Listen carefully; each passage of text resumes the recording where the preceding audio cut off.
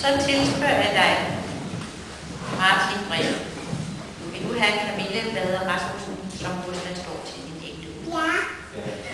Du elsker og ære hende og leve med hende i medgang og modgang. I hvad lykke Gud den almægtige vil tilskille jer, som en ægte mand bør leve med sin ægtehus, indtil døden skiller jer. Lige så tilspørger jeg dig, Camilla Bader Rasmussen. Vil du have Martin Breer, som hos dig står til din ægte mand?